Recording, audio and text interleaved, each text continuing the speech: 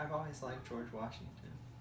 His bravery, humility, and leadership made him to be one of the greatest presidents in American history. That's why I chose him to do my tribute speech on George Washington. George Washington was born February 22nd in 1732 in Westmoreland District of Virginia. His father, Augustine Washington, was a tobacco farmer, and his mother's name was Mary Bell Washington. George Washington had 3 half siblings and 5 full siblings. At 21, George Washington became interested in a military career and was soon promoted to colonel of the southernmost military district of Virginia, and led his first troops of 186. On July 9th, 1755,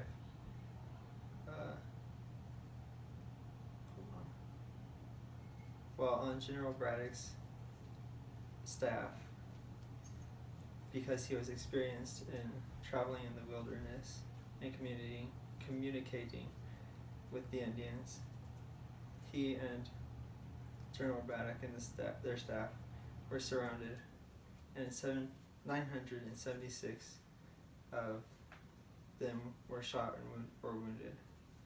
General Washington demonstrated great courage because he had 2 horses shot out from under him and had several holes from bullets in his shirt and hat.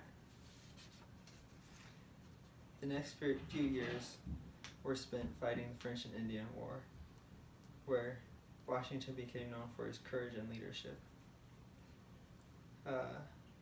And he won the admiration of his troops. When the war was over, he retired to his estate, Mount Vernon, and the Second Continental Congress asked him to lead the militia. He led the militia for 6 years and eventually had victory over the British.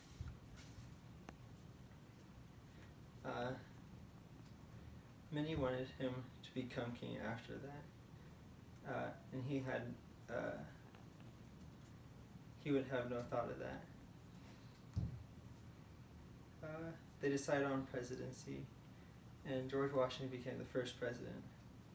And on his first presidency, or while he was in presidency, he worked on paying off some of the debt from the war, and he served 2 terms, and went and retired at Mount Vernon.